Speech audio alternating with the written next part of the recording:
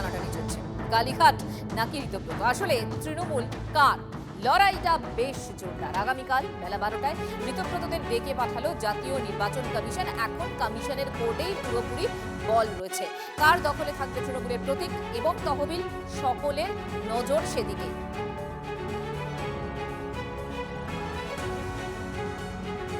আজই দিল্লির উদ্দেশ্যে রওনা দিলেন অরূপ রায়, ঋতব্রত বন্দ্যোপাধ্যায়, সন্দীপন সাহা, শুভাশিস দাস, আখরুজ্জামান, গোলাম রব্বানী এবং জাভেদ খান। জ্যোতির্ময় কর্মকার আমার সহকর্মী এই মুহূর্তে আমার সঙ্গে রয়েছেন। জ্যোতির্ময়, এই যে দড়ি টানাটানি চলছে, তৃণমূল আসলে কার? মূলত প্রতীক আর তহবিলের লড়াই। এক্ষেত্রে আইন কি বলছে, নিয়মটা কি? দেখো, শুধুমাত্র প্রতীক বা তহবিল নয়, পার্টির মূল কর্তৃত্ব কার হাতে থাকবে, কারা মূল তৃণমূল হিসেবে পরিচিত হবে, বিধানসভার অভ্যন্তরে কারা মূল তৃণমূল হিসেবে পরিচিত হবে, এমনকি লোকসভা এবং রাজ্যসভাতেও এই দড়ি টানাটানি এসে পৌঁছতে পারে। আপাতভাবে যারা এনসিপিআই তারাই আগামী দিনে ফের নিজেদের তৃণমূলের পরিচয়ে তারা আত্মপ্রকাশ করতে পারে। স্বাভাবিকভাবেই এক্ষেত্রে জাতীয় নির্বাচন কমিশনের সিদ্ধান্ত অত্যন্ত গুরুত্বপূর্ণ। আর এক্ষেত্রে আমাদের যেদিকে নজর থাকবে যে বিষয়ে নজির কি আছে। আমরা দেখেছি যে শিবসেনার ক্ষেত্রে এবং এনসিপির ক্ষেত্রেও এই একই বিতর্ক তৈরি হয়েছিল, এবং আপাতভাবে যে সম্ভাবনা সামনে আসছে তা হচ্ছে তৃণমূল কংগ্রেসের প্রতীক ফ্রিজ হয়ে যেতে পারে। কেন? কোন পক্ষ বৈধ তৃণমূল, যতক্ষণ পর্যন্ত তা সেই সম্পর্কে চূড়ান্ত সিদ্ধান্ত না হচ্ছে, কোনো পক্ষই সেই প্রতীককে ব্যবহার করতে পারবে না।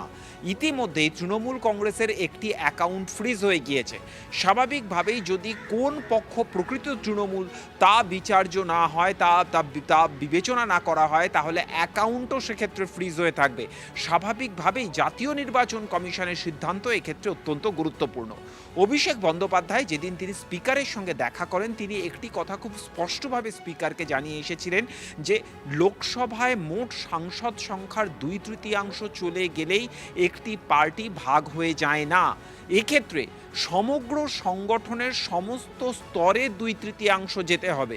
আর এক্ষেত্রেই তৃণমূল কংগ্রেসে আমরা যে পরিবর্তনটা দেখতে পাচ্ছি, অন্তত ঋতব্রত তৃণমূল কংগ্রেসে আমরা যে পরিবর্তনটা দেখতে পাচ্ছি, যে তারা সম্প্রতি একটি মিটিং করে বলেছে যে মমতা বন্দ্যোপাধ্যায় তৃণমূল কংগ্রেস তারা দীর্ঘদিন জাতীয় কর্মসমিতির বৈঠক করেনি। অপর দিক থেকে ঋতব্রত তৃণমূল একটি বৈঠক করে তারা জানিয়ে দিয়েছে যে তাদের জাতীয় কর্মসমিতির বৈঠকে, অর্থাৎ তাদের তরফে যে তৃণমূল কংগ্রেস, সেই তরফে তৃণমূল কংগ্রেসের জাতীয় কর্মসমিতির বৈঠকে একটি নতুন সাংগঠনিক নেতাদের তালিকা প্রকাশ করা হয়েছে, এবং সেই তালিকা তারা ইতিমধ্যেই জাতীয় নির্বাচন কমিশনে পাঠিয়ে দিয়েছেন বলে আমরা জানতে পারছি। স্বাভাবিকভাবেই কোন পক্ষের তালিকা এক্ষেত্রে গ্রাহ্য হবে সেটার উপরেই কিন্তু আগামী দিনের যাবতীয় বিষয় নির্ভর করবে। এবার এই যাবতীয়, আমি আসবো তোমার কাছে, যে যারা গেলেন, দিল্লি উড়ে গেলেন, তারা যাওয়ার আগে ঠিক কি বললেন সেই নেতারা, শোনাই আপনাদের। সাথে আলোচনা করব করে আমরা যে চিঠি নির্বাচন কমিশনকে দিয়েছি সেটা নিয়ে আলোচনা করার জন্য আমরা যাচ্ছি। সেটা আগে দরবার করি, তারপর বলবো।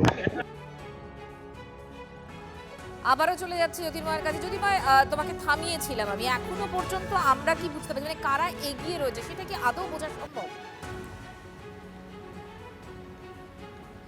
দেখো, এখনই এটা কোনোভাবেই বলা সম্ভব নয়। তার কারণ অবশ্যই জাতীয় নির্বাচন কমিশন তারা এক্ষেত্রে চূড়ান্ত সিদ্ধান্ত নেবে, এবং একটা কথা এক্ষেত্রে বলতেই হবে, লোকসভা স্পিকার তিনি কি সিদ্ধান্ত নিচ্ছেন?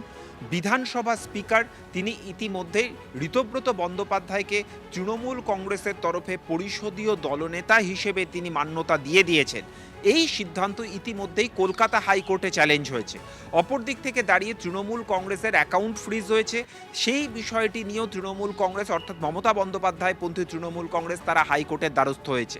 পার্টির প্রতীক, পার্টির কর্তৃত্ব, এই যাবতীয় বিষয়ে জাতীয় নির্বাচন কমিশন যে সিদ্ধান্তই নিক না কেন, পরবর্তী ক্ষেত্রে তা সুপ্রিম কোর্টে যাবে, এবং এক্ষেত্রে সুপ্রিম কোর্টেই চূড়ান্ত সিদ্ধান্ত হবে যে কোন পক্ষ আদতে মূল তৃণমূল। কিন্তু তার বেসিসটা, অর্থাৎ এই সুপ্রিম কোর্টের আইনি লড়াইয়ের বেসিসটা তৈরি হবে জাতীয় নির্বাচন কমিশনের সিদ্ধান্তের উপরই। স্বাভাবিকভাবে আগামীকাল অত্যন্ত ইম্পর্টেন্ট একটা দিন, এবং সেদিন আগামীকাল জাতীয় নির্বাচন কমিশনের তরফ থেকে কি সিদ্ধান্ত হয় সেটাই সকলের নজর রয়েছে। এদিকে কালীঘাট তৃণমূল, তাদের কি বক্তব্য সেটাও শোনাই আপনাদের। ওরা কেউ না, তৃণমূল মানে মমতা ব্যানার্জি, মমতা ব্যানার্জি মানে তৃণমূল। ঋতব্রত তো সিপিএম এর লোক, ওকে আবার ডাকবে কেন? ও তো সিপিএম পার্টি করতো, আমাদের দলে এসেছিল হাতে পায়ে ধরে, ওকে তো ওই অশ্লীল ভিডিওটা বেরিয়েছিল তাই জন্য তো পার্টি থেকে লাথি মেরে বার করে দিয়েছিল। ও আবার তৃণমূলের হয়ে বলতে যাবে কি করে? ওর কোনো লোকাল স্ট্যান্ডই নেই, ও কেউ না তৃণমূলের। যারা এইসব রটাচ্ছে তারা ভুল করছে। বিজেপি কথাতে ঋতব্রত চলছে, সিপিএম এর লোক, সবাই চেনে ওকে, ওর অশ্লীল ভিডিও আছে, ওর সম্পর্কে কোনো মন্তব্য করা আমার পক্ষে মানায় না। সংগঠন বলেও তো একটা জিনিস আছে, পার্টি বলেও একটা জিনিস আছে, পার্টির কর্মী বলেও একটা জিনিস আছে। লক্ষ লক্ষ মানুষ মমতা ব্যানার্জির সাথে, আর ওদের সাথে কেউ নেই, ধুধু করছে, মাঠ খালি মাঠ, ফুটাতে ওদেরকে যদি দেয় লোক আসবে। আর মমতা ব্যানার্জি যেখানে, জনতা সেখানে, তৃণমূল সেখানে।